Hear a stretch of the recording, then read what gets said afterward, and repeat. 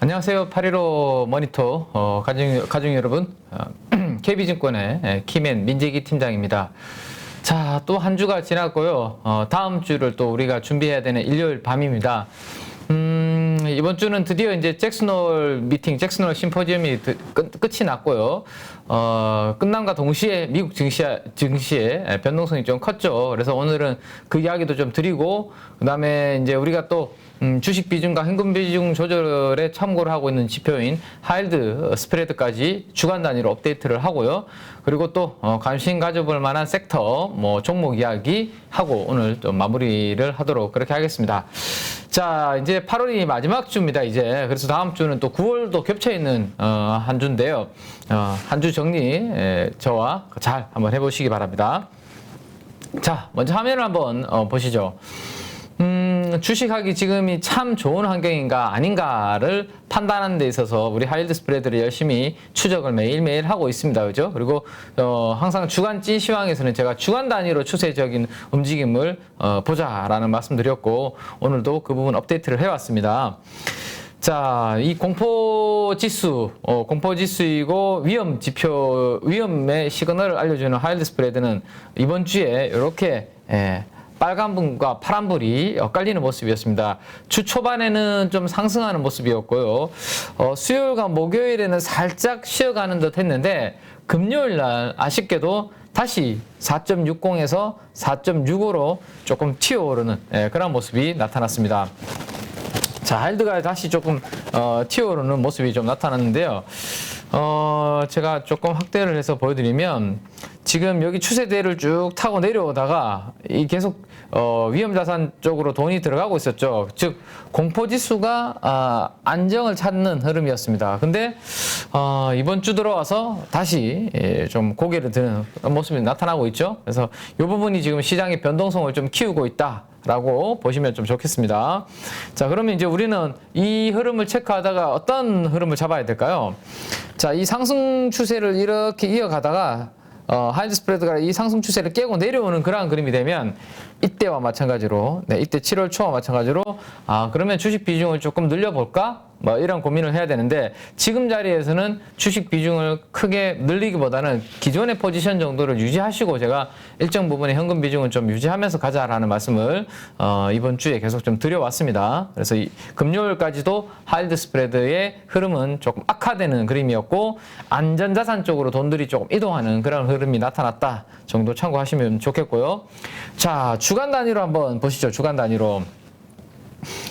시장이 주식하기 참 좋았던 환경은 여기에서 여기까지 주간 단위로 하일드 스프레드가 쭉 내려올 때 얼마입니까? 이게 한 6주 동안인가요? 네, 6주 동안 하일드 스프레드가 이렇게 하락하는 흐름을 보였죠. 5주 정도 전후 하일드 스프레드가 주간 단위로 계속 내려오면서 돈들이 안전자산에서 위험자산 쪽으로 가고, 대표적인 위험자산인 주식시장이 좋은 그런 환경이 만들어졌다가 8월 하순경부터 지금 더 이상 하일드 스프레드가 안 빠지고 있고요. 안 내려오고 있고 멈췄다가 이번 주에는 안타깝게도 지난주 4.33에서 이번 주 4.63으로 30bp가 주간 단위로 올라가는 그런 그림, 다시 고개를 드는 그런 모습으로 지금 진행이 되고 있습니다.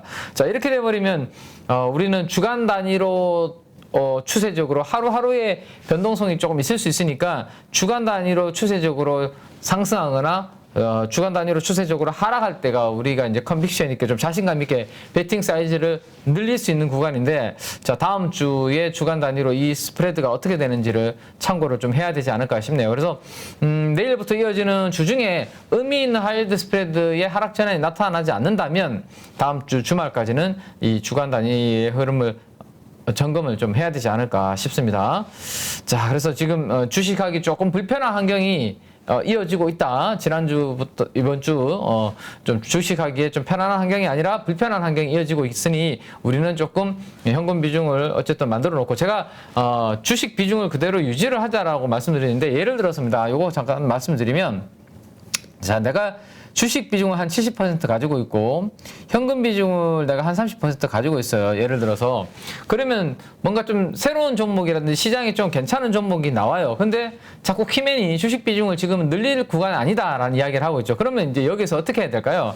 여기에 있는 현금을 줄여가지고 이 비중을 올릴 게 아니라 요 70% 안에서 가장 좀 못난 놈이 있을 거 아니에요. 예를 들어서 내가 7개 종목을 10%씩 보유를 하고 있다고 치면 7개 종목 중에서 지금 뭐 태조, 이방원과 같은 주도주가 있다면 그대로 놔두고 조금 못난 종목이 있다면 그 종목을 오히려 비중을 줄이든지 아니면 팔아서 새로운 종목으로 교체 매매를 해서 주식 비중의 전체 70%를 유지하자라는 말씀을 드리는 겁니다. 여기에 있는 현금 비중을 이렇게 옮겨갈 구간은 언제? 하이힐드 스프레드가 주간 단위로 좀 꺾여서 내려올 때 주식하기 참 편한 환경일 때 현금 비중을 낮추고 주식 비중을 올리는 거지 지금은 주식 비중이 있는 안에서의 교체 매매 포트폴리오 조정 정도가 가족 여러분들한테 제가 권고 드리는 부분이니까요. 그 부분 참고를 하시고요.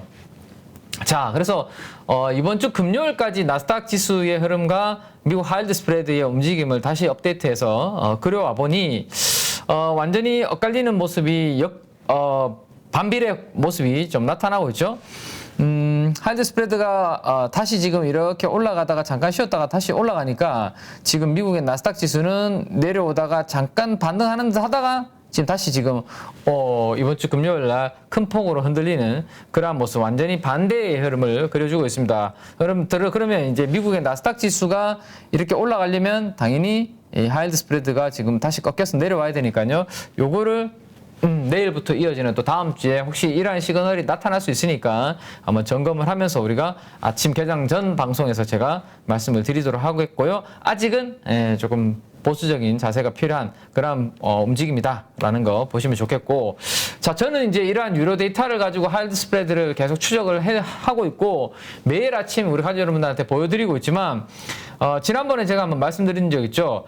우리 815 가족분들 중에서도 MTS라든지 HTS 사용하시고 계시는 증권사의 앱에서 아니면 뭐 구글에서도 주가 조회를 해볼 수 있습니다. 조회를 하셔서 이 위험한 하이힐드 채권 쪽으로 돈들이 들어가고 있는지 아니면 돈들이 빠져나가고 있는지를 대충은 제가 보는 스프레드랑 명확하게 똑같지는 않지만 그래도 추이 정도를 참고하실 수 있다라고 안내를 해드렸는데요. 다시 한번 제가 한번 알려드릴게요. 티커는 HYG라고 말씀드렸습니다.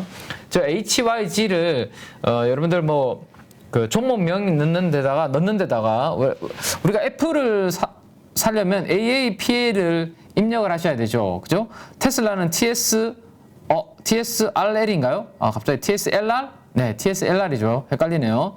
마이크론 테크놀로지는 MU, 뭐 이렇게 되잖아요.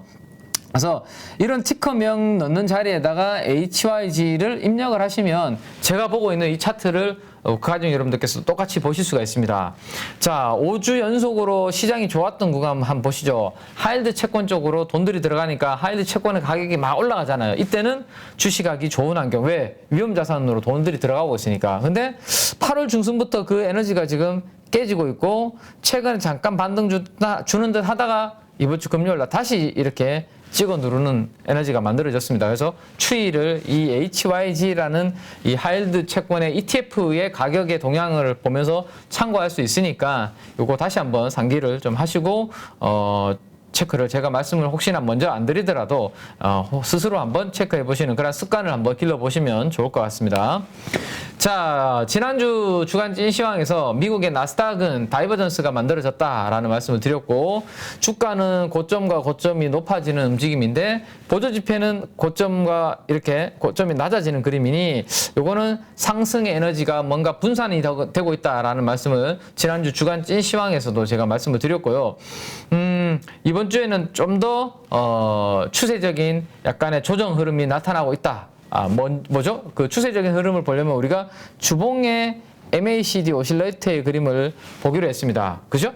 자, 미국 시장이 좋았던 이 하이힐드 스프레드가 내려오면서 좋았던 요 한 5주 동안의 흐름, 5주, 6주 동안의 흐름을 보시면 주봉의 MACD 오실레이터 양봉의 길이가 점점 길어지고 있는데 자, 이번 주 들어서는 드디어 이제 이 양봉의 길이가 길어지다가 그걸 마무리하고 길이가 짧아지는 흐름으로 반전이 되고 있습니다. 그죠? 그래서 제가 지난주 주간 찐시장에서 말씀드렸던 게 뭐였죠?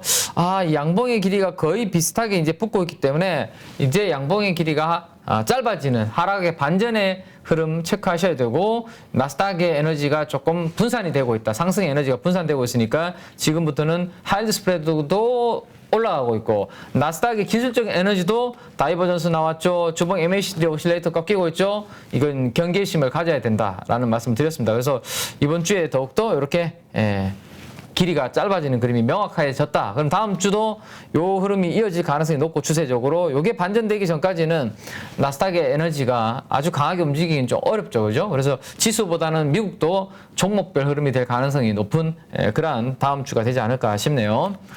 자, 그래서 지난번에 또 한번 요거 말씀드렸죠. 그러면 나스닥 지수의 가격 조정은 대충 어디까지 올 수 있을까라는 것을 우리가 한번 가볍게 추정을 한번 해본다면, 중국 상해 지수 케이스를 제가 말씀을 드렸습니다. 피보나치 되돌림 지표를 가지고 저점과 고점을 잡고 이렇게 쭉 당겨서 마우스를 놓으면 이 상승률을 100으로 봤을 때 상승률 대비해서 하락이 어느 정도 진행되었는지를 옆에 퍼센트로 다 표시를 해준다. 그죠? 이건 KB증권의 HTS뿐만 아니라 우리 가족 여러분들이 쓰시는 증권사의 모든 보조지표에 아마 이 지표는 다 있을 거예요. 보시면, 자, 중국 상해 지수가 쭉 이렇게 올랐던 파동에 얼마 정도에서 지금 가격 조정이 마무리가 되었나요? 38.2%에서 절반 정도 하락 구간에서 지금 조정이 마무리가 되고 살짝 올라오는, 그래도 어느 정도 기술적 반등을 시도하는 모습이 나타났습니다. 그죠? 그래서 요 하락률 정도를 한번 생각해 보면 어떨까라는 거죠. 지난번에도 말씀드렸던 것처럼 상승 폭의 거의 38%에서 50% 정도의 되돌림이 나타나면 그 구간에서는 일단은 기술적인 지지 정도를 한번 기대해 볼 수 있지 않을까라는 건데, 이거를 나스닥에 적용시켜서 한번 보시면 이 정도 구간이 됩니다. 네. 자, 이번에 저점을 찍고 올라왔던 구간, 저점을 찍고 올라왔던 구간, 이게 파동을 여기에서 찍느냐, 여기에서 찍느냐에 따라서 조금 다를 수 있는데요.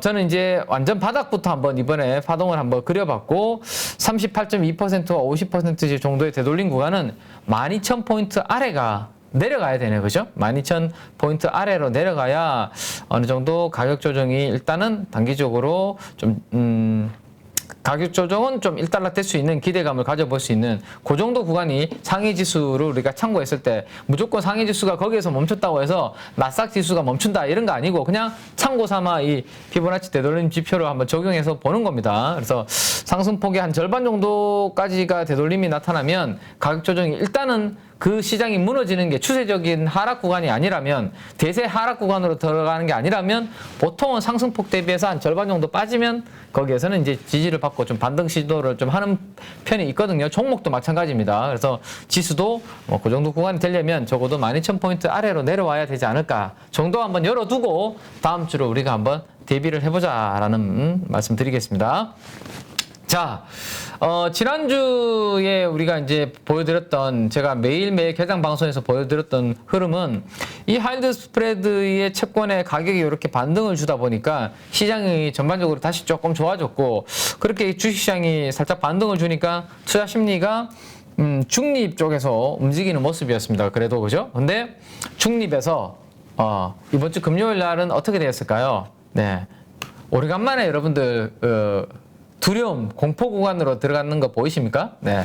자, 중립에서 드디어 공포 쪽으로 서서히 이 미국 투자자들의 심리는 지금 이동하고 있다. 그래서 44 정도 수준, 거의 경계 수준에 와 있는데, 자, 우리가 이제 지난번에 중립과 중립 이상이었던 여기 민트 색깔이 낙관적인 그리드 쪽의 영역이었습니다. 여기에서는 주식을 오히려 사람들이 낙관적으로 하시니까 분할 매도로 대응하는 게 좋겠고, 혹시나 이번에 뭐 유럽의 이슈, 중국의 이슈로 인해서 만약에 시장이 흔들리게 되면 다시 피어와 극단적인 피어 구간, 공포스러운 구간으로 들어갈 때, 그때 우리는 또 좋은 살 수 있는 기회가 올 거니까 이번에 하이드 칠 때 현금 비중 좀 만들어 놓고 기다려보자라는 말씀드렸고, 자, 요 구간에 들어가 있을 때 지난번에도 우리 조합이 나왔었죠. 그죠?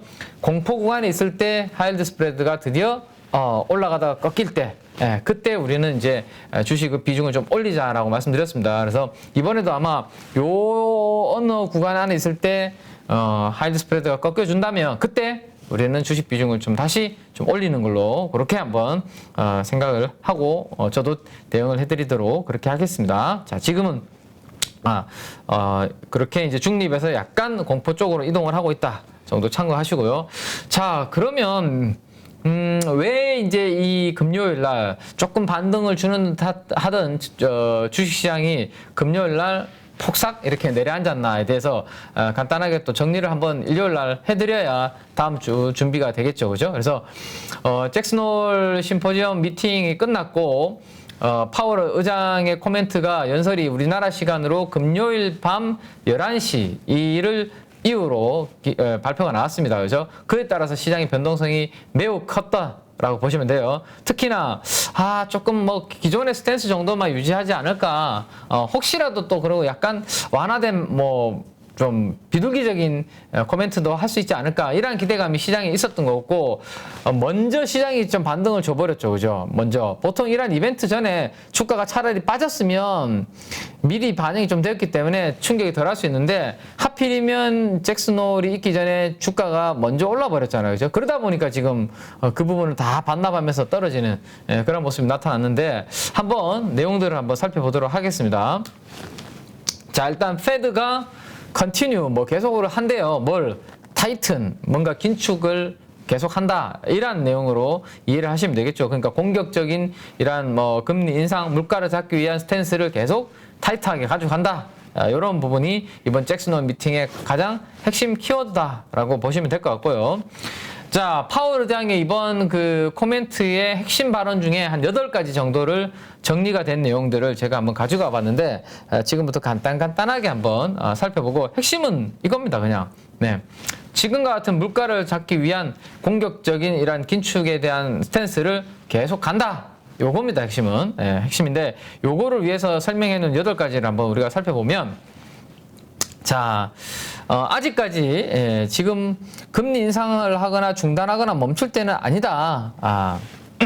그래서 금리 인하에 대한 기대감이, 내년도 가면 금리 인하에 대한 기대감도 좀 시장에 최근에 약간 스물스물 올라왔었잖아요, 그죠? 근데 당분간은 금리 인상 지속 의지를 강하게 밝혔다라고 보시면 될 것 같고, 그 다음에 오늘 제 발언은 짧으며 주제가 좁고 메시지는 더 직접적일 것이다 라는 이 코멘트는 해석을 하면 어떻게 되냐면, 완화적 통화 정책에 대한 기대나 오해가 생길 수 없도록 원천을 차단하겠다, 아예 지금 가고 있는 긴축 의지를 조금 완화시킬 수 있다라는 그런 기대감은 전혀 가지지 말라라는 시그널을 줬다라고 보시면 되고요.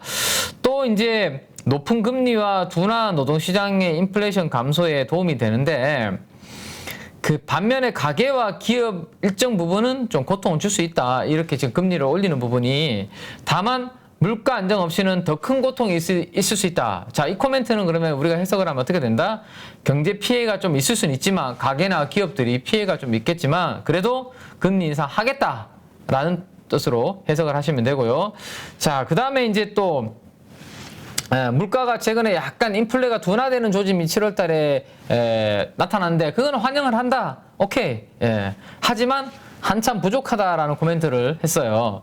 그러니까 이 부분에 대한 해석은, 물가 피크에 대해서 확신은 지금은 할 수 없고, 한 달 정도 가지고 턱없이 부족하니까 앞으로 좀 더 물가가 떨어지는지에 대해서 데이터는 더욱더 봐야 된다라는 겁니다. 그래서 7월달 약간 둔화되는 거 가지고 속단하기는 이르다, 한참 부족하다라는 코멘트를 했다. 자, 그 다음에 나머지 또 4가지 정도 코멘트를 한번 보면, 앞으로 어느 정도 노동시장은 완화할 것이다 라고 이야기를 했습니다. 노동시장. 그래서 노동시장 완화할 것이다 라는 것은 실업률이 조금 올라갈 것이고, 적어도 실업률 조금 올라가는 정도까지는 긴축을 지금 하는 이 타이트닝을 계속 밀어붙이겠다라는 의미로 해석을 할 수 있고요.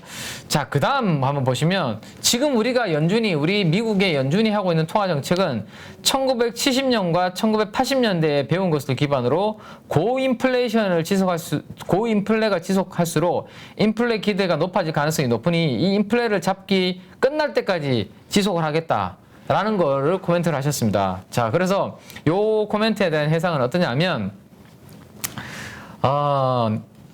이 멈췄다가 갔다가 과거에는 그렇게 했는데 그런 정책은 충분히 위험성이 있다라는 것을 인지하고 있고 금리 인상을 조기 중단할 생각은 없고 네.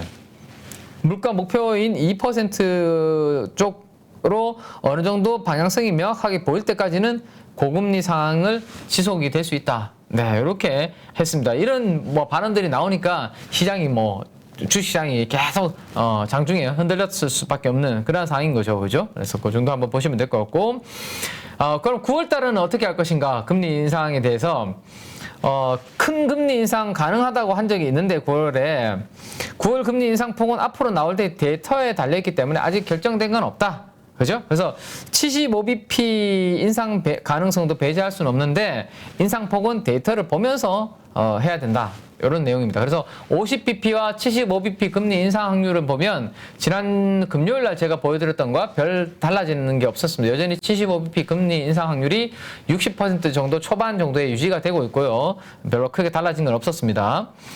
자, 통화 기조가 더 긴축되면서 어느 시점에선가 인상 속도를 늦추는 게 적절하지 않나 라는 건데 요게 이제 거의 대부분 다 8개 발언 중에 7개는 매파적인 발언, 상당히 좀 긴축, 고강도 긴축에 대한 발언이었다면 요 마지막 8번 정도의 문구가 유일한 조금 비둘기파적인 발언이었습니다. 그래서 향후에 어느 정도 시점에 가면 속도 조절을 할 가능성 정도를 열어놓을 수 있다. 요거 하나 정도가 그나마 비둘기적인 내용이었고 나머지 7개는 대부분 다 고금리 지속하겠다. 물가 잡을 때까지 함부로 속단하지 않는다. 금리 인하할 수 있다라는 부분 너무 성급하게 그런 생각하지 말라.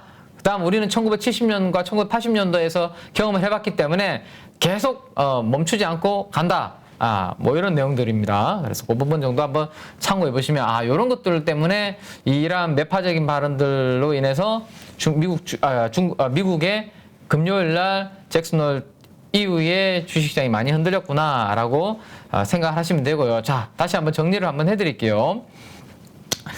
60년대, 70년대 아주 인플레이션이 높았던, 그러니까 인플레이션이 뭐죠? 물가가 엄청나게 올라가는 거잖아요. 그 시대에 금리를 인상했다가 다시 낮췄다를 반복을 했다. 그죠? 이러니까 이 높은 인플레이션이 꽤 장기간 유지됐던 기간이 있었다라는 거죠. 그러니까 방금 말씀드렸으면 여기 6번 항목입니다. 과거에 스텝 앤 고죠. 가다가 멈췄다. 이 정책의 위험성을 충분히 봤다라는 거죠. 자, 그때 고인플레이션이 너무 장기간 유지됐던 기간이 있었다. 저렇게 금리를 인상했다가 낮췄다 반복하다 보니까 지금 이때입니다. 여기 앞에가 66년도고요. 그리고 뒤에가 거의 77년도입니다. 그러니까 60년대, 70년도 구간에 다우존스 지수가 짙은색 그림이고요. 하늘색 그래프가 미국의 연준의 금리 정책이라고 보시면 됩니다. 여기가 3%, 역으로 그려놓은 겁니다. 역으로 3%에서 12%. 네, 이렇게 보시면 돼요. 그래서 금리를 이렇게 올리니까 다우존스 지수가 떨어지고 금리를 이렇게 또 좀 내리니까 다우가 올라가고, 그렇죠? 그래서 금리를 또 다시 이렇게 올리니까 3에서 12%까지 금리를 또 올리니까 다우존스 지수가 떨어지는, 이렇게 60, 70년대 금리를 올렸다 내렸다 반복하면서 주가도 변동을 했는데 물가도 그러다 보니까 꽤 높은 물가 수준을 유지하더라라는 겁니다. 그래서 이번 잭슨 홀에서의 파월 의장의 연설을 요약을 해보면 그때의 실수를 반복하지 않겠다라는 겁니다. 60년대, 70년대 실수를 반복하지 않겠다. 그래서 올렸다 내렸다 금리 안 할 거고 인플레이션을 확실히 죽일 때까지라고 제가 표현을 해놨는데 잡을 때까지 올리는 거 안 내릴 거다. 계속 올려갈 거다라는 거죠. 물가가 확실히 잡히는 거를 명확하게 자신을 가질 때까지. 그래서 내년에 내릴 거다라는 기대감을 일축했다라고 보시면 돼요. 지금 구간에서는 아직까지는 이제 별로 내년도에 어제 이번 주에 우리 한국은행 총재의 발언도 제가 그 주중에 개장 전 방송에서 말씀을 드렸죠. 한국은행 총재께서도 내년도에 금리가 내려갈 거라고 생각하고 거기에 베팅하는 투자자들은 그 손실을 고스란히 본인이 다 감수해야 된다라는 정도의 상당히 강한 발언을 했는데요. 이번에 파월 의장도 마찬가지로 내년에 내릴 거다라는 기대감을 가지지 말라. 일축했다라고 보시면 됩니다. 그래서 당분간은 물가를 잡기 위한 금리의 상승 이 기조가 유지된다라고 참고를 하시면 되겠습니다. 자, 이번에 이제 발언에서 이제 폴 볼커 과거의 연준 의장의 폴 볼커가 전 연준 의장이죠. 이야기가 많이 나왔습니다. 자꾸 이제 이 폴 볼커 이야기를 하는 이유가 그냥 뭐 심심해서 하는 말이 아니죠. 그래서 이때 폴 볼커는 인플레이션을 잡기 위한 인플레이션 파이터라는 별명을 가지게 되었고요. 기준금리를, 그러니까 연준의 기준금리를, 중앙은행의 기준금리를 무려 20%까지 올리면서 1970년대 고물가를 잡은 인물로 유명합니다. 폴 볼커는. 그죠? 그래서 한번 보시면, 이 아주 옅은 색의 그래프가 인터레스트 레이트, 이게 이제 금리라고 보시면 됩니다. 인터레스트 레이트. 지금 보시면 여기가 20%거든요. 거의 20%까지 금리를 올리니까 이 짙은 색은 물가입니다. 물가가 이렇게 드디어 2%대로 10% 위에 있던 물가가 이렇게 떨어지더라라는 거죠. 아마도 폴 볼커 이야기를 자꾸 하는 걸로 봤을 때 이런 부분들을 염두에 두고 당분간은 금리를 올려야 물가를 잡을 수 있다. 그러니까 지금 공급을 단기간에 급하게 늘리기는 좀 어렵잖아요. 그죠? 뭐 가스라든지 원유라든지 이런 것들을 공급을 많이 늘리려면 미리 시추하고 탐사하고 개발하고 이런 과정들이 있었어야 되는데 이 빌어먹을 ESG라는 트렌드 때문에 그런 것들을 최근에 안 해왔잖아요. 화석연료라는 투자를. 그래서 이런 부분 때문에 지금 단기적으로 공급을 늘리기 어려우니 결국에는 수요를 잡기 위해서 금리를 빠르게 올려서 물가를 잡으려고 하는 이 부분의 정책을 당분간 유지하겠다라는 거. 요거를 이번에 잭슨 미팅에서 명확하게 했고 거기에 시장은 실망을 좀 했다 정도가 핵심이다. 그럼 뭐 우리가 뭐 경제학자도 아니고 그죠? 우리가 뭐 엄청나게 깊게 공부할 건 아니지만 그래도 요 정도의 흐름 정도는 알고 계셔야 이게 주식시장하고 이렇게 맞물려서 돌아가는구나 정도 참고로 알고 계시면 좋을 것 같습니다. 자, 지금부터 이제 그러면 주식시장으로 조금 더 들어가 보면 그럼에도 불구하고 최근에 이제 물가 올라가고 그다음에 환율도 올라가고 하는데 우리나라 시장에서 외국인들이 사고 있습니다. 도대체 왜? 저도 환율 최근에 올라갈 때 이거 외국인들 혹시나 매도로 전환될까봐 이 부분이 걱정스러우니까 잘 체크를 해야 된다라는 말씀을 매일 아침 개장방 방송에 드렸는데 아침에 잠깐 파는 듯 하다가 계속 다시 사드리고 있습니다. 그래서 왜 살까를 고민을 했는데 그 부분 이제 조금 이야기를 해드릴게요. 자, 시장의 키는 결국엔 그래서 최근에 당분간은 외국인들이 지고 있는 게 아닌가 싶어요. 왜? 기관 투자가들은 저도 물론 우리 토마스님께서 우리 대표님이신 우리 토마스님께서 저한테 본인도 기관 투자자 아닌가 뭐 이렇게 이야기하시는데 저도 물론 기관에 소속돼 있긴 하지만 기관 투자가들은 거의 지금 뭐 손 놓고 있거나 매도만 하고 있습니다. 그죠? 그러면 결국에는 이 지금 변동성이 크고 안 좋은 상황에서 누군가는 사줘야 시장이 버텨줄 건데 이 외국인만 지금 유독 좀 그런 역할을 해주고 있는 거죠. 자, 그래서 올해 연초부터 지금까지 노란색은 외국인 순매수 누적 그림이라고 보시면 되고요. 노란색은, 까만색은 우리나라 환율입니다. 달러원 환율의 흐름을 제가 연초 이후부터 그려봤습니다. 자, 이것도 역축으로 그려져 있죠. 여기가 1,100원이고 밑으로 내려갈수록 더 환율이 1,400원 이렇게 더 커지는 겁니다. 자, 환율이 그러니까 연초보다 지금 어떻게 됐나요? 더 우리나라 원화 가치가 많이 절하가 되었고 원화 가치가 떨어졌죠. 달러 대비해서. 그죠? 자, 그러면 외국인들이 당연히 우리나라 원화를 들고 있을 이유가 없죠. 원화 자산을 계속 팔아야 되는 흐름입니다. 근데 그런 흐름이 나타났었어요. 연초에 외국인들은 여기에 있다가 누적 포지션을 보시면 노란색이 여기였는데 한 6월 달까지는 이렇게 주식을 계속 팔아왔습니다. 근데 7월 달부터 공격적으로 사기 시작해. 하이드 스프레드가 딱 꺾이는 시점부터 공격적으로 사기 시작했고, 특히나 8월 달 들어서 환율이 올라가고 있는데도 외국인들의 누적 순매수 포지션을 지금 보시면 이번 주까지 제가 업데이트를 해놓은 거거든요. 네, 계속 올라가고 있습니다. 네. 자, 10조 넘게 팔다가요. 지금 쭉 연결해보면 마이너스 한 5조까지 줄어들었습니다. 그러면 거의 한 5조 정도를 최근에 사들였다는 이야기죠. 네. 그래서 이 부분이 참 특이하고 어쨌든 외국인 덕분에 그나마 지수가 어느 정도 지금 방어를 하고 있기 때문에 시장의 키를 볼 때 외국인 투자자들의 이 매매 동향을 잘 봐야 된다, 당분간. 네. 자, 그러면 최근에 어땠을까, 포지션이. 상반기에 한 10조 원 정도를 순매도를 했다라고 말씀드렸습니다. 그죠? 근데 7월 이후로 약 5조 원 정도 지금 다시 순매수를 하고 있는 그러한 흐름이죠. 뭘 샀을까? 삼성전자, 하이닉스, 현대차, 이러한 시가총액 대형주를 좀 샀고요. 그 다음, LG 에너지 솔루션, 삼성 SDI, LG화학, 즉 2차 전지 관련된 업종에 대해서 순매수를 하면서 지금 보시면 여기가 한 달 동안의 추이인데요. 외국인들이 7월부터 이렇게 사고 있는 흐름. 반대로 기관들은 팔고 개인들도 이렇게 좀 팔고 있는, 이런 흐름이니 시장의 키는 외국인한테 달렸다라고 결론을 내릴 수 있을 것 같고. 자, 그럼 외국인들이 왜 사고 있는지에 대해서 한 3개 정도 한번 이제 생각을 해본다면, 여러 가지 매크로 불확실성이 지금 계속 이어지고 있습니다. 러시아, 우크라이나 전쟁도 아직까지 종전이 안 되었고요. 그로 인한 여러 가지 곡물, 원자재 등 물가는 계속 올라가고 있는 상황에서 연준의 매파적인 스탠스, 금리 인상도, 기준금리 인상도 계속 올라가고 있는 상황이죠. 근데 이러한 이제 매크로적인 불확실성은 우리가 전혀 모르고 있는 내용 아니고요. 일정 부분 시장에 반영이 되어 있는 상황입니다. 그렇잖아요, 그죠? 우리 모르고 있는 거 아니잖아요. 다만 파월에 대한 기대치가 있었는데 파월이 전혀 찬물을 끼얹어 버렸기 때문에 거기에 대한 실망감이 지금 금요일날 미국 증시에 반영이 된 거죠. 자, 그러면 어느 정도 매크로 관련된 불확실성이 반영된 상황에서 우리나라의 밸류에이션이 어떤 수준인가, 외국인 투자자들은 이러한 것들을 많이 참고를 하니까요.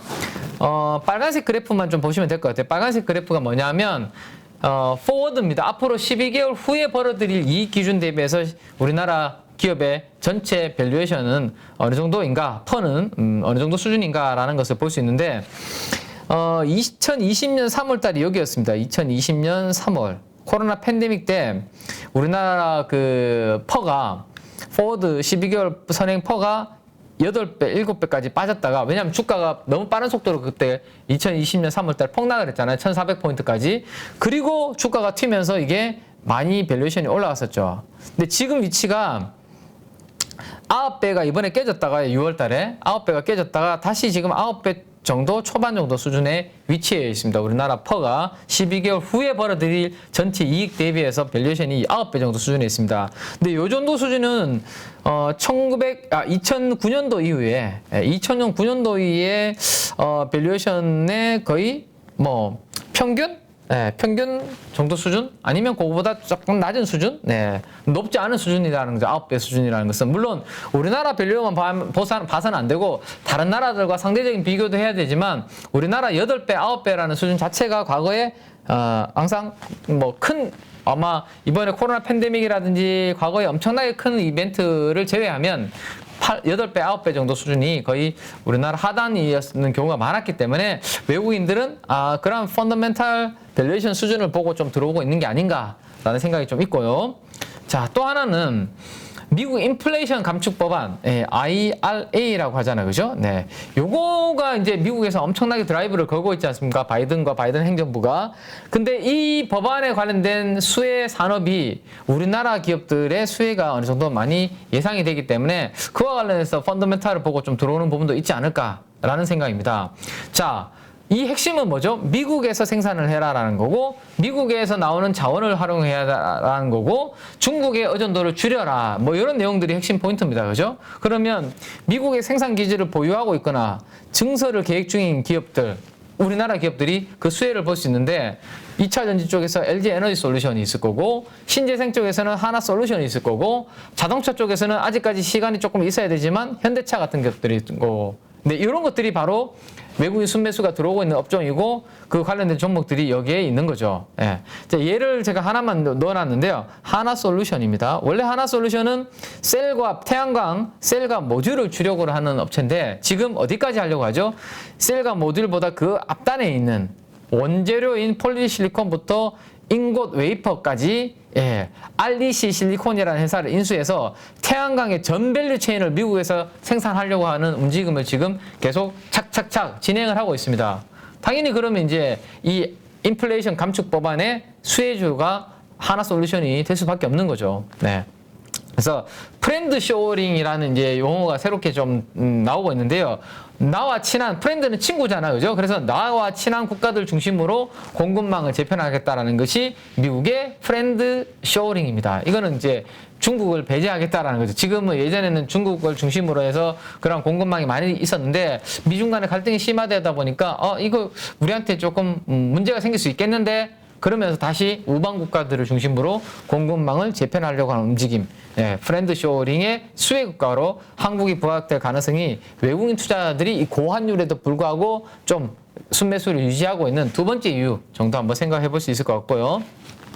자, 마지막으로 한 세 가지 정도 중에 세 번째를 생각해 보면, 우리나라만이 가지고 있는 산업의 강점을 외국인들이 좀 보고 있지 않나라는 생각입니다. 자, 이번 주에 제가 이 이미지를 한번 자료에 넣어드린 적이 있죠. 개장 전 방송에서. 이집트의 선택은 역시 K 원전이었다.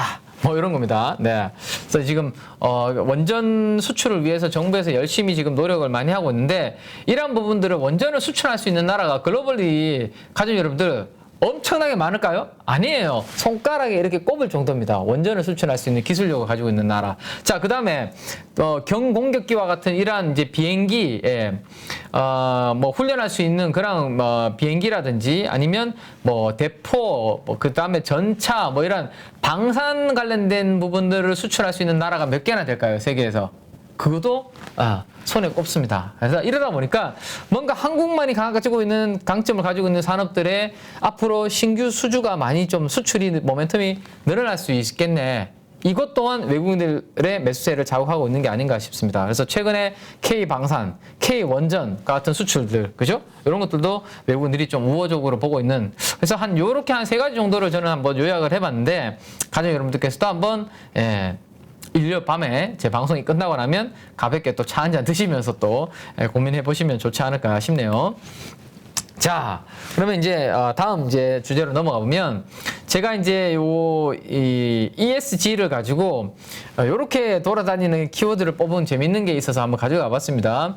E, 유로, S, 수이사이드, G, 굿즈. 네. ESG는 한마디로 유로 자산용이다. 그러니까 ESG의 이 친환경 트렌드 뭐 이런 지금 뭐 테마처럼 막 모든 국가 또 산업들 자본들이 그렇게 움직였잖아요. ESG라는 쪽으로 막 갔잖아요. 근데 이거 지나고 보니까 야, 유로를 완전히 죽이는 거였네 라는 게 지금 막 알려지고 있고 ESG를 안 하려고 하는 움직임들이 곳곳에서 지금 나타나고 있죠. 그래서 변화가 심하게 나타나고 있습니다. ESG의 이 유로 자산용이라는 것을 느끼는 사람들의 투자의 변화는 어떻게 나타나고 있냐면요. 글로벌 인프라 투자로 지금 나타나고 있습니다. 지금까지는 화석 연료와 관련된 투자를 줄여왔었고 안 했었죠. 보시면 올라가다가 줄였는데 다시 지금 좀 증가할 수 있는 그런 부분들이 나타나고 있습니다. 그래서 인프라 투자 펀드 쪽으로 연도별 자금 들어오는 걸 보면 원래 다시 전고점을 돌파해서 올라갈 수 있는 그런 부분들이 나타나고 있죠. 그래서 공급망 재편, 에너지 전환 등을 통해서 신규 투자에 대한 수요가 증가를 하고 있고 이렇게 글로벌 인프라 투자하는 기업들의 수익률을 한번 보니까요.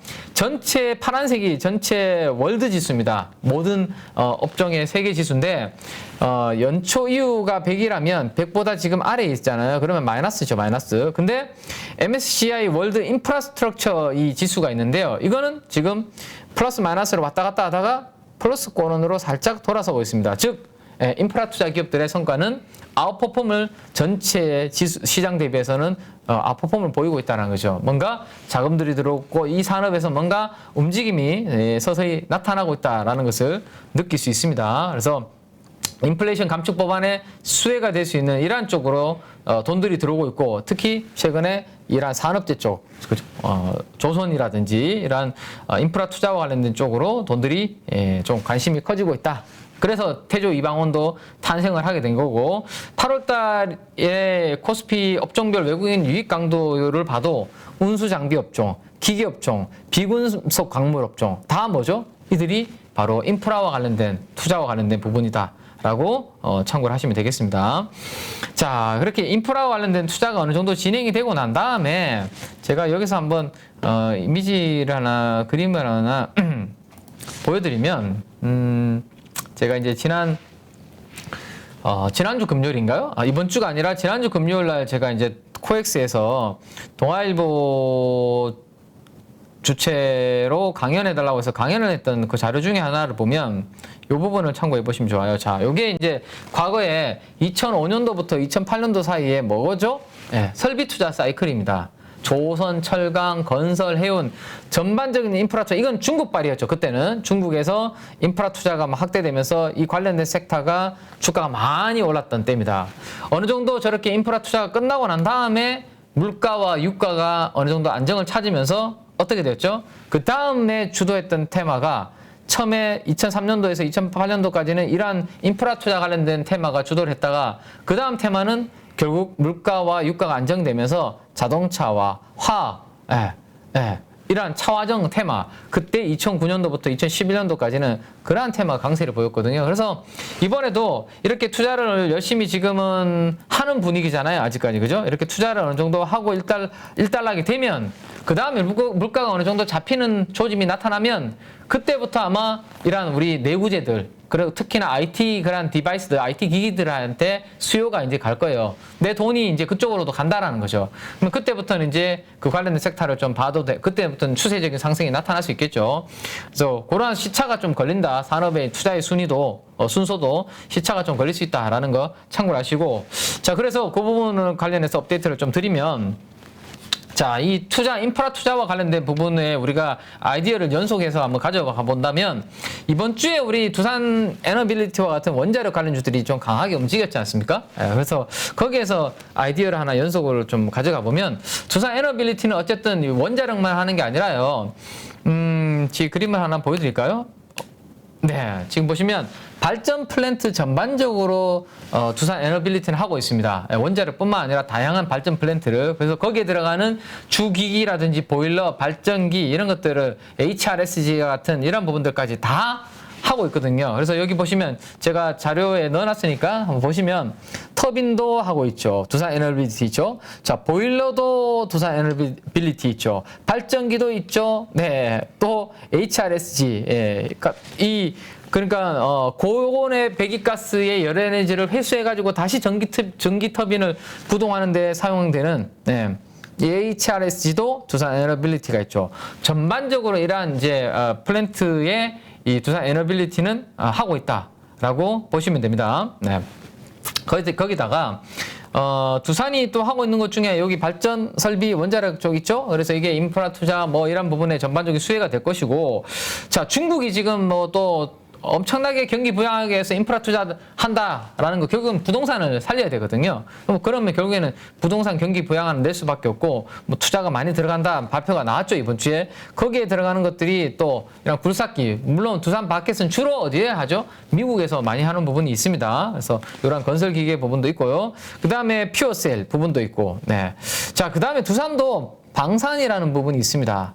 엔진과 같은 방산 관련된 부분도 또 하고 있거든요. 그래서 이런 뭐 부분들이 맞물려 있는, 최근의 트렌드에 맞물려 있는 기업이 두산 에너빌리티고 두산 지주사까지 연결해 보시면 될 것 같아요. 그래서 2011년도부터 약 2년 동안에 제가 두산 에너빌리티와 지주회사 두산의 시가총액 변화를 한번 그려봤습니다. 그려보니까 거의 같이 방향성이 같이 움직이죠, 그죠? 위에가 두산 에너빌리티고 밑에가 지주회사 두산입니다. 거의 같은 방향으로 움직이죠. 그래서 두산 에너빌리티가 만약에 주가가 전고점을 뚫고 지금 2년 내 최고치를 향해서 이렇게 움직이는 모습을 보여주고 있다면, 두산도 이 전고점보다 지금 주가가 많이 내려온 상황에서 아직 연초 대비해서는 주가가 아직 많이 못 올라온 상태잖아요. 그죠? 그럼 두산 에너빌리티가 이러한 글로벌 트렌드에 따라서 주가 움직임이 좀 계속 강세가 나타난다. 그러면 지주회사 두산도 좀 따라갈 수 있는 그런 부분까지 한번 연결해서 알아두시면 좋지 않을까 싶네요. 네, 그 부분 하나 말씀을 드리고요. 자, 또 하나 이제 또 이러한 인프라 관련된 부분을 보시면 현대건설입니다. 지난번에 제가 요거 현대건설은 딱 그 사우디 관련해서 모멘텀 나왔을 때 바로 그때 개장 전 방송에서 말씀을 드렸죠. 그 이후로 그래프 어디 갔죠? 네, 그래프를 제가 넣어놨는지 알았는데 그래프 한번 직접 보여드릴게요. 네. 자, 코드 번호는 000720입니다. 현대건설. 네. 요 날이었죠. 요게 8월 10일. 제가 안경을 이제 또 써야 될 타이밍이 왔군요.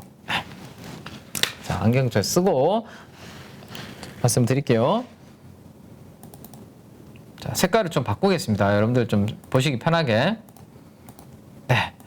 자, 저 양봉이 나온 날 제가 개장 방송에서 현대건설을 잘 봐야 된다라는 말씀을 드렸고, 이게 이제 뭐 다양한 그런 인프라 투자 앞으로 원전도 그렇고, 네, 뭐 해외 쪽의 수주 모멘텀 말씀을 드렸습니다. 그 뒤로 지금 그 선이 하나 그어져 있었잖아요. 요 양봉의 시가가 43,850원인데 그거 이탈하지 않으면 요거는 조정받을 때마다 매수할 수 있는 기회로 없으신 분들은 활용하셔야 된다라고 말씀드렸고, 이번 주 금요일 날 또 4% 양봉을 만들어냈습니다. 현대건설. 근데 요 그림이 앞으로 좀 더 계속 좀 이어지지 않을까라는 생각이거든요. 추세. 자, 내용을 한번 보죠. 자, 일단 사우디의 빈살만 왕세자가 10월 11월 달 방한 예정입니다. 그러면 적어도 최소 9월 달까지는 이 기대감이 계속 가는 거죠. 그죠? 기대치가 계속 간다. 자, 네옴시티 건설과 관련해서 현대건설은 거기 유력 수혜주로 지금 이야기가 나오고 있습니다. SOC 관련 사회 간접 자본 관련된 구축 협력 기대가 있는 거죠. 자, 큰 종목으로는 제가 현대건설을 말씀드렸고, 그날 저 양봉이 나온 날 큰 종목으로는 현대건설을 말씀드렸고, 8월 10일 날 작은 종목으로는 뭘 말씀드렸을까요? 자, 한미글로벌이죠. 네. 작은 종목으로는 한미글로벌을 보셔야 된다. 여기 색칠이 이렇게 칠해져 있잖아요. 네. 그리고 한미글로벌이 그때부터 지금 여기 10일이 요 날이었습니다. 음봉. 10일은 요 날이었고, 요때 제가 현대건설과 한미글로벌을 같이 말씀드렸고, 주가가 뭐 그날은 별로 안 움직이다가 하루 이틀 있다가 양봉을 쫙 뽑고, 그 양봉 이탈하지 않으면 한미글로벌은 시세가 연속이 된다라는 말씀을 그때 당시에 제가 개장 전 방송에서 드렸었고요. 자, 이번 주 금요일 날 한미글로벌은 깜짝 놀랐습니다. 제가 그 전날 윗꼬리를 저렇게 달아버리더니만 금요일 날 그 물량 받아가지고 완전히 상한가를 말아버렸습니다. 네. 아무튼 그래서 한미글로벌이 이러한 부분에 관련된 수혜주로 지금 계속 수급이 들어오고 있는 거죠. 자, 그래서 큰 종목은 현대건설, 작은 종목은 한미글로벌 이렇게 말씀을 드렸는데, 원전도 지금 정부의 원전 모멘텀을 또 수혜를 볼 수 있는 종목이 현대건설입니다. 그죠? 그래서 국내 최다 원전 건설 경험을 보유를 하고 있는 이런 부분들이 앞으로 계속 모멘텀으로 작용을 할 거고, 사우디 관련된 모멘텀, 이게 적어도 9월달은 이어질 거다라는 것까지 참고를 하시면 되겠습니다. 다만 국내 부동산, 국내 아파트만 주력으로 하고 있는 회사들은 지금 조금 제가 후순위로 보자고 말씀드렸습니다. 그죠? 그래서 미분양이 지금 많이 늘어나고 있다는 이야기가 나오고 있는데, 미분양이 역대급으로 최대 미분양이 나왔다. 그때 오히려 국내 부동산 관련된, 건설 관련된 회사들은 그때 사면 되는 것 같고요. 지금은 아직까지 타이밍이 아닌 거예요. 왜? 연준에서 파월 의장이 금리 계속 올린다고 했죠. 우리도 금리 계속 올린다고 했죠. 이렇게 올라가는 금리를 부담을 안고 지금 높은 집값을 부담할 수 있는 그런 우리 국민들, 서민들이 얼마나 될까요? 저는 가격 저항을 좀 느낄 것 같거든요. 그래서 미분양이 아주 많이 나와서 뭐 그런 이슈가 엄청나게 터지고 있다. 그때쯤 우리는 건설주를 사면 되지 않을까 싶고, 오히려 제 생각에는 건설주 사는 것도 좋지만 오히려 그때 미분양인 좀 좋은 위치에 있는 뭐 아파트를 사는 것도 저는 괜찮지 않을까 싶거든요. 아무튼 그거는 나중에 제가 한번 또 가볍게 한번 이야기를 한번 드리도록 하겠습니다. 자, 아무튼 그런 거고, 자, 이런 부분들. 그래서 BHI가 최근에 같이 강한 이유가 뭐죠? 작은 두산 에너빌리티예요. BHI는. 아시겠죠? 네, 그래서 작은 BHI도 같이 가고, 지난주 주간찐 시황에서 제가 공부 한번 여러분들 잘 해볼 필요가 있는 종목으로 알려드렸던 작은 주식이 뭐였죠? 바로 여기에 있는 S&T 에너지였습니다. S&T 에너지. 지난주 바로 요 시간 주간 찐시황에서 제가 말씀드렸고, S&T 에너지도 이번 주에 조금 뭐 사람들이 이게 작은 종목이라서 안 알아주나라고 했더니만, 금요일 날 장중에 이 종목도 거의 상한가까지 올라가다가 윗꼬리를 좀 달면서 이렇게 마감이 되었습니다. 그래서 지금은 이제 거래량이 많이 터지고 있기 때문에 이제 신규로 뭐 들어갈 자리는 아니고, 가지고 계신 분들이 잘 뭐 수익 잘 내시면 좋을 것 같습니다. 자, 그래서 이런 종목들이 결국엔 계속 좀 당분간은 좀 그 에너지를 좀 이어가지 않을까라는 생각이고요. 그 다음에 또 하나 아이디어를 우리가 내본다면, 자, 그 다음에 이제 아이디어를 하나 내본다면, 이 금리가 이렇게 올라가는 구간에서 어쨌든 성장주들이 좀 힘들 수 있죠. 연준의 파월 의장의 그런 스탠스가 유지가 된다면, 그러면 성장주들이 좀 못 간다면, 그러면 태조 이방원이라는 이 트렌드가 좀 더 이어질 가능성도 있습니다. 자, 근데 거기에서 우리가 아이디어를 조금 더 조합을 해본다면, 방산이 있고요. 그 다음에 조선이 있고, 그 다음에 방금 조금 전에 보여드렸던 여러 가지 플랜트 이런 것들이 있잖아요. 그래서 자, 요게 하나만 하고 있는 기업보다는 적어도 회사가 사업 부문이 한 두세 개 있는데 요 전방 산업을 내가 사업 부문이 요걸 다 가지고 있다. 그러면 전방 산업이 다 좋아지는 쪽이잖아요. 그러면 실적 앞으로 엄청 좋아지는 모멘텀이 만들어지겠죠. 아니면 방산을 하는 기업인데 혹시 조선까지 같이 하고 있는 기업, 아니면 방산하고 있는 기업인데 플랜트를 하고 있는 기업, 이런 기업들은 먼저 보시는 게 좋다라는 거죠. 전방 산업 자체가 내가 하고 있는 이 회사의 사업 부문이 전방이 방향성이 지금 다 좋아지는 쪽을 혹시나 사업부로 가지고 있는 회사가 있다면 거기를 먼저 우선순위로 우리가 보고 공부하고 공략을 해야 된다. 아시겠죠? 네. 자, 그 대표적인 종목들을 여러분들이 이제 참고를 하시면 이제 여기에 있는 밸류 체인 중에서도 보실 때 EM 코리아 같은 종목들이 그런 용입니다. 방산도 하고 있고, 예. 수소도 하고 있고, 조선 쪽도 있고, 그죠? 예. 또 STS 중공업도 마찬가지예요. 방산도 하고 있고, 조선 쪽도 있고, 네, 이런 종목들이고, 그 다음에 이제 뒤로 넘어가시면 자주포, K9 자주포 하는 회사, STX 엔진이 뭐 하는 회사예요? 조선에 들어가는 엔진 만드는 회사입니다. 지난번에 제가 한번 설명드렸죠. 자, 엔진에는 두 가지 종류가 들어가는데, 조선에는 배에는 이행정 엔진, 요거는 이제 시동 걸 때 출력과 그 다음에 저속, 기어, 1단, 2단 같은 저속을 천천히 갈 때 담당하는 엔진이 HS 엔진의 이행정 엔진이고, STX 엔진의 4행정 보조 엔진은 가속, 기어가 높은 고속 기어에서 쓰이는 엔진입니다. 자, 근데 지금 어떤 상황이에요? 조선사들이 지금 수주를 많이 받고 있잖아요. 그러면 결국 엔진을 주문을 낼 겁니다. 주문이 점점 계속 늘어날 거라고 당분간. 그러한 조선 업황이 좋은 전방이 있고 거기에다가 방산까지 K9 자주포는 지금 수출 모멘텀이 있는데 거기에 들어가는 엔진까지도 SX 엔진이 하고 있네요. 이런 종목들을 이제 그러니까 우선순위로 우리가 이제 봐야 된다는 거죠. 네. 자, S&T 중공업도 제가 말씀드렸지 않습니까? 이게 S&T 중공업이 이번 주에도 제가 말씀드렸죠. 이게 현금이나 부동산 보유하고 있는 게 3천억이고 자사주도 가지고 있는데 이제 겨우 그 정도 시가총액밖에 하지 않았다라고 말씀드렸고 저런 다양한 분야를 하고 있는 대표적인 또 회사가 S&T 중공업인데 이번 주에 이런 종목들이 시세를 이렇게 뿜고 있거든요. 그래서 그러한 조합들이 있는 종목부터 먼저 가족 여러분들이 보시면 어떨까? 라는 생각입니다. 그래서 그 부분들에 대해서 저도 이제 또 개장된 방송에서나 등등 계속 알려드릴 텐데 혹시라도 왜 제가 그런 이야기 드리냐면 만약에 방산하고 있는데요. 예를 들었습니다. 자동차 부품이 당분간 계속 안 좋다라는 가정하에 방산과 자동차 부품을 하고 있는 쪽과 방산과 조선을 하고 있는 회사, 여기가 A 회사고 여기가 B 회사라고 하죠. 그러면 누구한테 밸류에이션을 더 프리미엄을 줄 수 있을까요? 자동차 부품이 여팡이 안 좋으니까 방산에서 잘 나오는 거를 여기서 깔아 먹을 거니까 여기는 펄을 예를 들어서입니다. 10배를 준다면 야 방산도 좋고 조선도 좋은데 앞으로 방향성이 이 회사는 계속 좋은 쪽을 다 하고 있네. 시장의 평균이 10배라면 이 회사는 야 12배, 15배는 줘야 되는 거 아니야?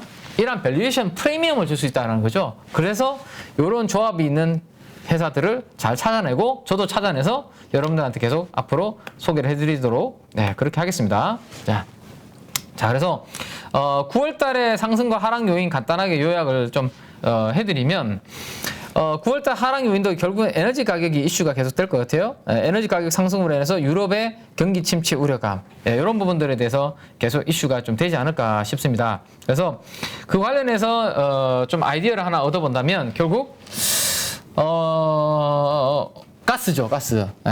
천연가스 가격이 특히 유럽 쪽의 가스 가격이 계속 올라가고 있습니다. 그래서 미국이라든지 이러한 가스를 수출하는 국가들의 물량들이 지금 유럽으로 가다 보니까, 유럽 쪽으로 이렇게 가다 보니까 우리나라와 같은 아시아 쪽으로 오는 물량들이 지금 줄어들고 있다라는 내용들이 있습니다.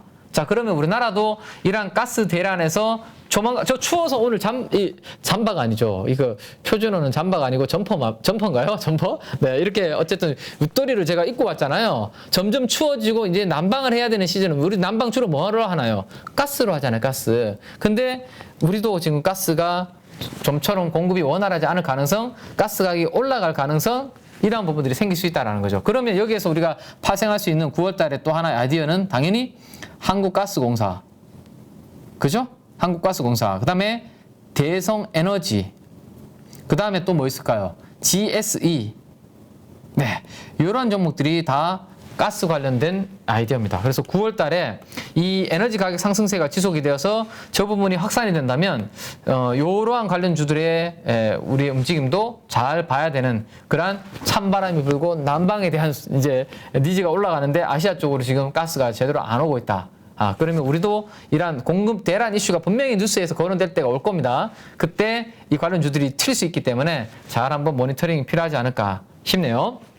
네, 여기까지. 그 다음에 기관 매수 강도 상위 종목과 상업펀드 매수 강도 상위 종목, 외국인 매수 강도 상위 종목, 주간 단위입니다. 이번 주에 어떤 종목이 시가총액 대비해서 많이 샀는지 제가 리스트를 다 만들어 놨으니까 그건 한번 여러분들께서 방송 끝나고 한번 차트 한번 쳐보시면서 체크 한번 보시면 좋을 것 같고, 저도 내일 개장 전 방송에서 여기에 있는 종목들 중에서 또 똘똘한 종목 꼽아서 말씀을 좀 드릴 건데요. 하나 정도 말씀을 더 드려보면 여기 남해화학이라고 있죠. 남해화학.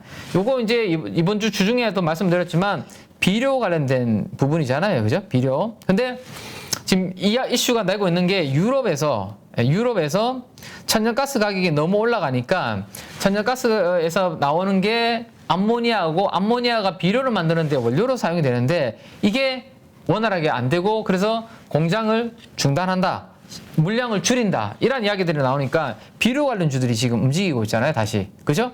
여기에서 우리가 잘 알고 있는 남해약이라든지 이런 종목들도 있지만 앞에 선도주들이, 비료주들이 튄다면 뒤에 우리가 볼 종목이 또 롯데정밀화학이라는 회사입니다. 롯데정밀화학. 롯데정밀화학은 비료도 하지만 뭐라죠? 롯데정밀화학은 비료도 하는데 이런 암모니아 쪽도 또 연관이 있죠. 그래서 롯데정밀화학 같은 종목들도 또 공부를 해볼 만한 그런 타이밍이 아닌가 싶고요.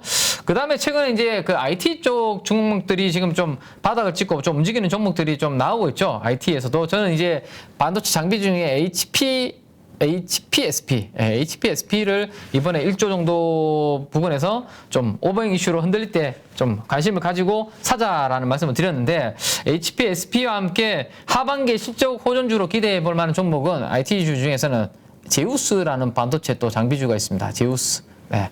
요게 수주 잔고가 탄탄해서 하반기에 숫자가 어그러지지 않는, 근데 물론 반도체 섹터가 막 또 주가 막 흔들리고 크게 흔들리면 당연히 같이 연동을 받겠지만, 그렇지 않고 지금처럼 반도체 섹터가 어느 정도 안정을 찾아준다면 제우스 같은 종목 쪽으로 아마도 관심권이, 왜? 하반기에 어쨌든 실적이 있고 편안하니까요. 거기에다가 제우스는 로봇이라는 모멘텀이 붙어 있죠. 네, 우리 바리스타 커피 타주시는 그런 로봇들 있잖아요. 그런 부분들도 제우스가 또 하는 부분이 있기 때문에 이런 부분들을 인해서 뭐 또 IT 장비주 중에서는 우리가 또 9월 달에 한번 다음 주에 또 같이 이야기 나누고 공부해 볼 만한 쪽이 되지 않을까 싶네요. 자, 마지막으로 다음 주에 일정 다음 주도 ISM 제조업 지수, 중국도 마찬가지고요. 이런 또 물가 지수 발표되는 것들도 있고 산 넘어 산입니다. 하지만 저와 함께 같이 이 산을 넘으시면 좋을 것 같습니다.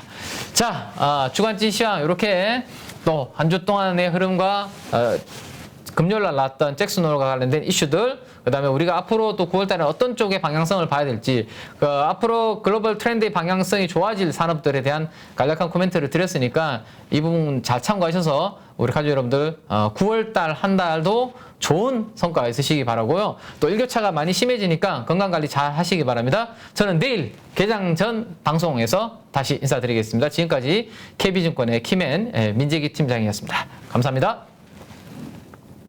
약 4억을 투자해서 한 1억 정도 수익이 나고, 주식 선물로 해서 한 1억 정도 수익이 난 계좌입니다. 그래서 저 20년 노하우를 벤치마킹 하는 것이 고수익 가는 길이라 저는 생각하고 있습니다. 네, 이번에 8.15 캠퍼스에서 정말 특별한 교육 프로그램을 준비했습니다.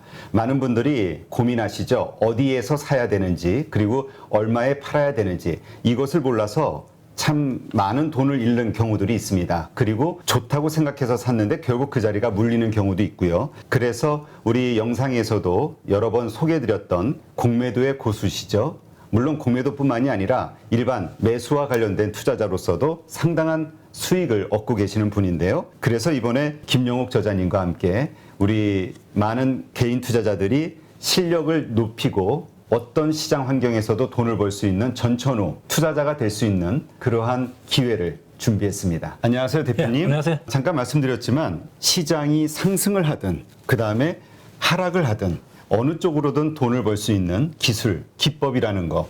네, 이거가 상당히 우리 개인 투자자들에게는 매력적인 포인트가 아닐까 생각이 돼서 이번에 정말 삼고초려해서 모셨는데요. 최근에 성적이 어떠신지 여쭤봐도 될까요?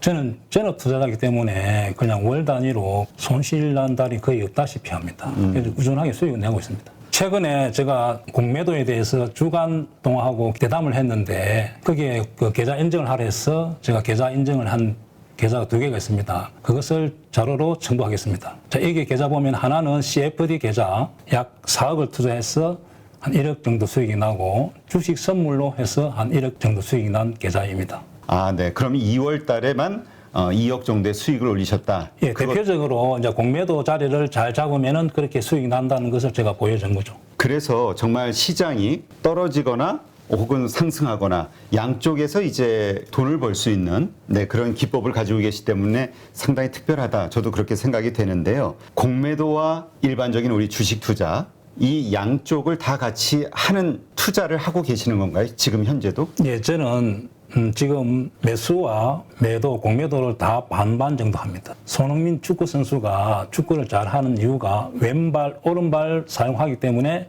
축구를 잘합니다. 제가 좀 주식의 차트를 잘 보는 이유도 공매도를 오래 했기 때문에 매도 자리가 정확하게 보입니다. 왜냐하면 저는 매도 포지션을 하기 때문에. 반대로 또 매수 자리도 잘 보입니다. 결국 공매도와 매수는 제가 다음에 기회가 되면 설명하겠지만은 밀접한 연관이 있습니다. 그래서 일반 투자자들도 쉽게 배우면은 성률이 한 90% 정도 나올 수 있도록 교육을 할 수 있습니다. 공매도를 활용해서 오히려 사야 되는 자리들을 알 수 있는 거잖아요. 네, 이러한 것과 관련된 기법들은 어떤 것들이 있나요? 간단하게 4가지 기법을 저도 실제 매매를 해서 이제 검증한 기법인데 강남 나이트 기법이라고 우리 땅은 강남이 최고 좋잖아요.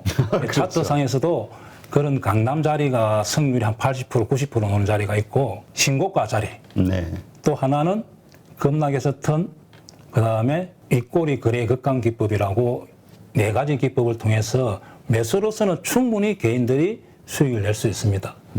또 공매도 자리는 2군데, 저점에서 공매도 자리, 고점에서 공매도 자리 2군데만 배우더라도 충분히 개인들도 적용해서 수익을 낼 수가 있습니다. 네. 네. 그런데 많은 분들이 또 오해하실 수 있는 게 공매도에 대해서는 워낙 이미지가 안 좋기 때문에 그러니까 개인 투자자들이 희생을 그 외국인과 기관의 어떤 불공정한 공매도로 인해서 희생을 받는다라고 생각을 하는 피해의식을 가지고 있는 분들도 있거든요.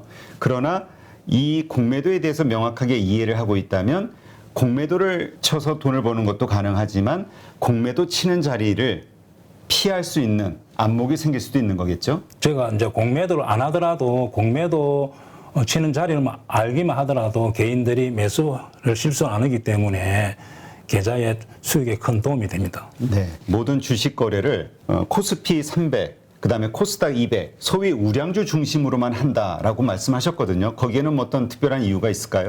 예, 제가 이제 20년 동안 전업 투자하면서 개별 종목, 이제 테마주와 잡주들을 매매하다 보니까 럭비공처럼 어떻게 튈지를 예측을 할 수가 없습니다. 그래서 운에 맡기는 매매를 많이 했다는 거죠. 네. 그래서 우리가 개인 투자자들이 그런 매매를 많이 해서 어떤 경우는 수익 났다가 손실 났다가 그 결과를 알 수가 없기 때문에 손실이 많이 납니다. 따라서 우량주 위주로 하다 보면은 예측이 가능합니다. 네. 이 차트상에서 상승 차트가 보이고 하락 차트가 보인다는 거죠.